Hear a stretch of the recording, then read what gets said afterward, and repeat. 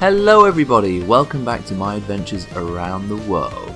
Last we left off, we had just jet off from the garden city of Singapore, where we spent time eating tasty food, exploring the local attractions, and getting lost way more than I'd like to admit to. So I've been walking around in circles for about 20 minutes.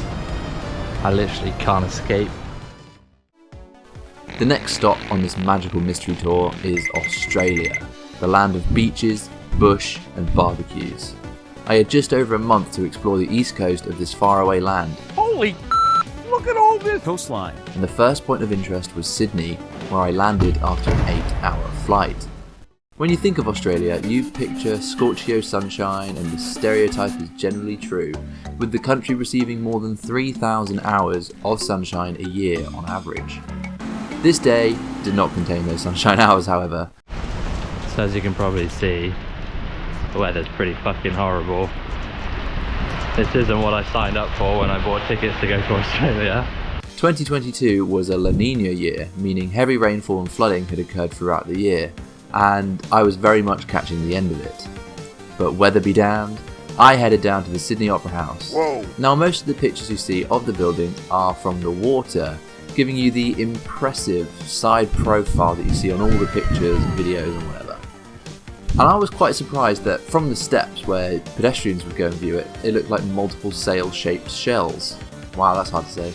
Apparently, there are 1,500 performances in the Opera House annually, but it was a bit pricey to go and see a show, and I also looked like a drowned rat, so I moved on to the Sydney Harbour Bridge. The bridge is another iconic part of the city. Opened in 1932, the bridge is huge and took 8 years to build and helped to open up the development of North Sydney. Interestingly, it can grow and shrink vertically by 18 centimetres depending on the weather. And you can also climb to the top of the bridge for the staggering price of $348. So you definitely want to make sure the bridge is at its biggest to get your money's worth. After walking the length of it and checking out the views, including the famous side profile of the Sydney Opera House, I headed to the Sydney Australian Museum to do me some learning. A lot of the museum is standard museum-y stuff, like taxidermied animals and dinosaurs. Now don't get me wrong, dinosaurs are sick. I'd get down to a good dinosaur exhibit, but I wanted to learn something about the magical land I was exploring.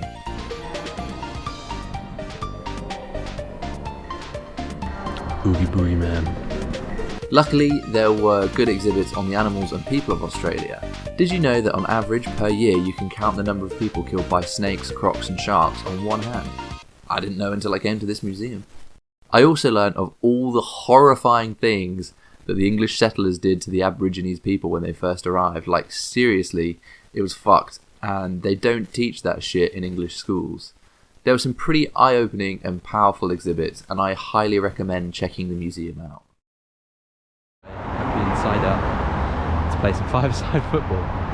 So this Australian team of scientists, they've got an English transfer for their game today. I met up with my friend Vanessa, who had invited me to join her team of scientists known as Melissa Caddick's Two Left Feet. Now I don't really know what the name means, so I'm assuming it's some Australian joke. We managed to snatch a well-earned 2-1 win, and I went to bed happy following a big day of exploration. So Sydney is well known for its beaches. There are over 100 in the city area, and the next few days were spent exploring the best of them with some friends I met at my hostel. I headed to Bondi first with my friend Stephanie. Bondi is arguably the best known beach in Sydney, with good surf, an outdoor gym, and even a direct Metro line station. But we wanted to check out the Bondi Icebergs Club. This swimming club is a must-see place if visiting, comprising of an amazing sea pool, a sauna and a gym. It is normally packed with people, but because the weather was stormy, it was actually fairly quiet that day, meaning we basically had the run of the place, and it was amazing. Honestly, it was one of my favourite things I did in the whole time I was in Australia. Swimming in the cold pool, sitting by the sea on the wall and being battered by the waves was such a memorable experience. There is nothing more enjoyable than being almost drowned by a crashing wave. So, some context before my next tidbit. I had a side project, which you may or may not have seen. Whilst travelling in Germany with some friends, we ended up pretty drunk, dancing in front of Cologne Cathedral at 4 AM. That's on my YouTube channel, you can see it. I wanted to take that energy into my travelling and decided to dance as I went around the world. And what better dance than from the cult classic film Napoleon Dynamite? What are you gonna do today, Napoleon? Whatever I feel like I want to do. Gosh! I thought, wow, what a great location for a dance clip. And there was no one around, so the embarrassment of people watching wouldn't be an issue. So, I boogied down, owned it, as you can see. Only later, when I was chilling by the pool, did a man who was sat in the tinted window sauna come up to me and say, "Wow, was that you dancing? Nice work, man." All of us in the sauna were cracking up watching you. So I guess the moral of this story is dance like people are watching you from a blacked out sauna, because from this point on I was not embarrassed to do the dance wherever I went. How are you feeling about surfing in this? I'm scared. We're gonna get wrecked. After hitting up the Bondi Icebergs Club, we journeyed to the beach itself and were met by Chloe and Tom, other hostel mates we'd met earlier in the day. Despite it being pretty stormy and there being a 7-foot swell, me and Tom fancied a surf. If you didn't know, surfing is the art of riding a wave towards the shore while standing up on the board.